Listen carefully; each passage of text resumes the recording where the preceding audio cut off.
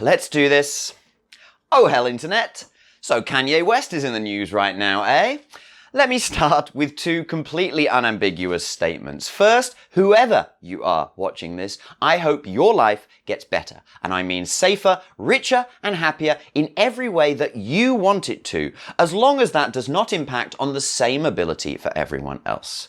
My second point is, Kanye West is mentally ill and unmedicated, and given to grandiose fits of self-congratulatory rhetoric. So I guess that's the model then, is it? Well, alright then. Anti-Semitism. I am not Jewish, nor am I an avowed anti-Semite, so I have no obvious stake in this issue. So why am I sticking my head above this rather controversial parapet here? Well, because I have been genuinely interested in anti-Semitism over many years. I'm not talking in academic depth here, I am still a normie. However, in this video I am going to give my thoughts. And they will be wrong, of course. We must always add that caveat, but that is okay, because opinion is not a noun, it is a verb. You might want to ask me just why? Why have I been so interested in anti-Semitism? Well, why is actually my question too. I must have first begun to think about this when I learned about the Holocaust in school, because my overriding impulse was just that. Fucking why? For what possible purpose would such a thing ever be done by anyone, let alone the idea of doing it to anyone else? And yet still, it happened. In time, I've come to learn that the simple political answer is that our ongoing tribal history came into a terrible and tragic conjunction with our emergent industrialization, and the majority of humanity witnessed this and took a step back in horror. But this does not answer the question, why the Jews? And it is not a new question. Anti-Semitism is a long fact of history. Why? There should be an answer to this question. And one answer is the simple answer. It's all true. Every bad intent and action attributed to the Jews is absolutely true, and there is a powerful Zionist cabal running it all. This is not the place to unpack all of the arguments. I have looked at many, but I don't claim to have seen everything. But I will say this in the last analysis. If it is true, they're doing a pretty crap job if you ask me. If they really control as much of the wealth and power as people say they do, then they're neither keeping the world controlled and compliant, nor making any headway towards their apparent endgame of eliminating all their opponents. The truth is, this is a perpetual motion machine of prejudice, and the storm is always right around the corner. Classic monotheism. The first answer then is far too simple, and it targets our fear, which should make us immediately suspicious. So what is the more complex answer? Well, below I will give my simple, quick explanation based on my normie level of reading. I'm sure that I've missed and misinterpreted many things, and I invite good faith queries and corrections. The actual genesis of anti-Semitism is a part of the folk history we see in the Bible, and whatever real people actually did back then is largely lost to time. But there are, as I see it, 5 basic factors that contribute to anti-Semitism's propagation through history and into the modern world. These are 1. The idea that Jews are controlling finance. 2. The idea that Jews are somehow an inherently devious group of people. 3. The idea that Judaism is unhealthily insular compared to other groups. 4. The subsequent emerging idea that Jews have some personal license to cheat or mislead Gentiles. And 5. The institution of the modern state of Israel and its subsequent political behavior. I want this to be kind of succinct, so let's run the list, but to be clear, much detail is lacking. So for the first point, Jews were historically allowed to take interest on loans, an activity called usury. They acted as moneylenders precisely because it was seen as one of the lower professions, a dirty occupation that other groups did not wish to soil themselves with. Already Jews were seen as one of the lesser classes of society. It seems ironic, therefore, that they were given the first license to benefit from the principles of compound interest centuries before anyone had ever studied it. Now, we may argue over the moral nature of usury, but I think it's pretty clear where the world economic system has come down on the matter. It is just fine with usury, and everybody does it now, and frankly always did, or else how would the Jewish moneylenders have had any customers in the first place? Those risk takers who were out there starting new businesses, eh? Even if we grant that this head start that the Jews had persists through time in some way, which is a highly debatable point to make, but let's grant it for argument, well, I guess you just snooze you lose now, don't you? Shoulda hustled harder, kid. Maybe you should get you some of that communism. Oh wait, they were all Jewish too, weren't they? They're both building, controlling, and destroying the world economic system. Now that is devious. Which brings us to the second point. The idea that Jews are especially devious is partly connected to the financial context, and partly to the idea that Judaism has always focused on the value of formal education and learning from accumulated study. What this means is that whenever there have been new and often counterintuitive developments in the nature of our understanding of reality, Jewish people will naturally have been among the first to read about it and take it in depth, and therefore make use of it in the real world. Jews are often overrepresented in things like the Nobel Prizes in science, and some claim that this is more evidence of the Zionist conspiracy. Leaving aside the fact that if you were running a secret cabal that controls the world, it would be pretty dumb to let this statistic be the giveaway. Really though, this claim puts the cart before the horse. Actually, it is entirely culturally expected that a people who place great emphasis on directed study should figure prominently in the scientific establishment that creates your modern life. And this creates an illusion where they seem to be there, standing beside something that you fear and do not understand. And isn't it really rather your loss of control in the face of that which makes you uncomfortable? It makes me uncomfortable too, and I imagine it makes most Jews uncomfortable. That is the nature of reality, but we must persist. Coming on to the third point, are Jews particularly insular as a group? Certainly sections of them are, but compared to many other groups and their rites of practice, I'm not even sure this is really true particularly. But this question does focus us on the idea of identity. There is an Eastern metaphor of identity that you can take a cup of water from a river and it now becomes a separate thing. But is the cup actually real? And is there really any difference between the contents of the cup and the river itself at any point? I'm not here to answer that, but since its inception, I think there has been a clear effort made by Judaism to maintain the cup that holds their water separate from the lake of wider humanity. But similar cups exist around all identities. I think it's fair to say, though, that Judaism has institutionalized this to some extent. But so what? What is the nefarious result of this? In what way is it morally reprehensible or different from what many other groups are doing, in many more disruptive ways across the globe? Well, there is one way that people try to answer this, and that is the fourth point. Some claim that Jews think they're entitled to cheat or swindle Gentiles. I wish to make a change of perspective here, which will probably be unacceptable to any avowed anti-Semite who's watching, but hear me out for just a moment. I've heard the insular nature of Jewish communities, if indeed they are so, described in a rather different way. That because of their shared heritage as Jews, that all Jews should always treat each other like a family, all other things being equal. I've seen this several times in the real world, and it is largely just kind of cute, really.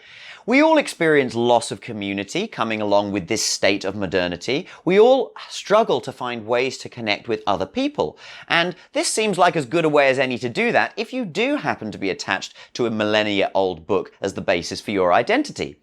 But it may also have led to the idea of this antagonistic relationship with the Gentiles. Let's be honest here. Down the centuries, billions of people have made trillions of choices based on quadrillions of pieces of evidence. And in the pre-modern era, loyalty to family was one of the more powerful driving factors. Now, if we're going to go and take each individual case one at a time, I'm sure that many Jewish people have made choices down the centuries that could be considered wrong by our modern standards. But so have many more Christian people, or Muslim people, or Hindu people, or Buddhist people. You get the point. You cannot ascribe to a group the effects of individual choices, even if those choices have been made on the basis of group identity. Even if someone in the past did something dishonorable because of their Jewish identity, because of this idea they had to treat Jews as family, it was that person who made that decision, and that does not create an identity for the group as a whole. The fifth and final factor in the propagation of anti-Semitism is less than 100 years old, and it is the nation-state of Israel. Now, given that we do live in a world of nation-states, then it is entirely reasonable that there should be a nation-state for the Jewish people. And given the whole history of anti-Semitism, then it is acceptable that Israel should be located in the area around the Fertile Crescent and Jerusalem. But let's not kid ourselves here. Israel was created in the wake of the massive collective guilt surrounding the Holocaust, which happened in Europe and in the colonial era. And so given that, then what I say is, if you're going to take land from one ethnic group and give it to another ethnic group unilaterally and in response to something that happened in a different place with completely different ethnic groups, and you expect regional tensions to decline, then the borders that you draw really ought to fucking mean something. Really.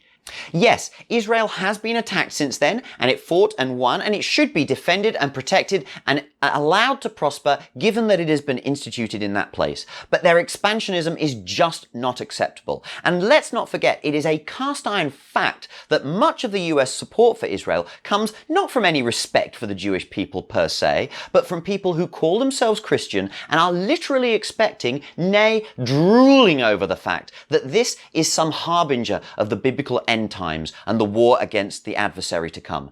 I mean this absolutely literally. I cannot give any support to people who think like that, and I cannot say that Israel's recent political actions are in the interests of global peace and unity. And that is not okay. And it is understandable, but it is not okay. There is a reason, you know, why Iran calls the West the Great Satan. Alright, so that is a quick introduction to the roots of anti-Semitism as I see them, and why I think that those roots are ultimately rotten in the face of everything we've come to understand about the world and ourselves. Now, moving on, like I said, I have no insight on the priorities and behaviours of those in antiquity who started all this, except maybe one. And I will use this for my own projection when I say simply, all of this is happening because Yahweh is a cunt. Yahweh is the anglicized version of the Hebrew name of God, who goes by many other names in the Abrahamic tradition. Now, I have my own turbulent history with the nature of the Abrahamic God, and this is no doubt affecting my perspective in a number of ways. Acknowledged. But if I look at the relationship that Jews have historically had with Yahweh, it is dysfunctional by design, surely. Going back all the way to Abraham himself as the example, the binding of Isaac is the act of an inscrutable deity which cares not at all for human life or human feeling. And this is appropriate because that is exactly what Yahweh is intended to be. Yahweh took its lead from Ahura Mazda, the first monotheistic god of Zoroastrianism. Yahweh, though, slowly became the viable gestalt of all the polytheistic cults that existed in the Mediterranean tradition up to that time, and emerged as the extant icon of monotheism in the West. But this was not yet the benevolent God of Christianity. Oh no, and it wants you to know it. This God's purpose is to stand as the personification of the brutish indifference of reality to human plans, to make it very clear to every human that the world cares not a shred about them, will not help them, will not raise them up, and will not mourn them when they are gone. Period. When you have this relationship with reality, a fickle and irascible lord of savage whims, then the healthy and functional way to move forward is towards continual learning, preparation, and self-reliance. And this just so happens to be the skills that are pivotal in finding and moving forward, cultivating a path of building order in your life, because none is bequeathed to you by history. This is the world that we all live in, but it seems to me that for Jews, it is actually their foundational relationship. But there may be a corollary here. Again, my grasp on this is tenuous, but as I understand it, if we go back to Zoroastrianism, Zoroastrianism worshipped Ahura Mazda as the supreme being, but it is also the one that introduced the idea of the adversary into monotheism, Ahriman, among other names. Crucially, the evil that was demonstrated by this adversary was connected to the nomadic herders who came from the desert to raid the early settled people of the Fertile Crescent. This was an unpredictable threat which could not be avoided and could come at any time for no apparent reason, but was still the act of agents.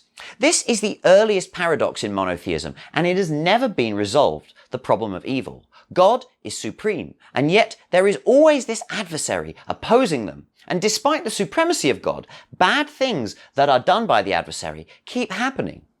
What happened in Zoroastrianism is that Ahriman's power was kind of boosted over various iterations until it became ever so nearly God's equal partner. But it had to remain evil and therefore morally wrong. And this was the root of the exceptionalism that is seen in all forms of Abrahamism, except maybe the new Baha'i faith.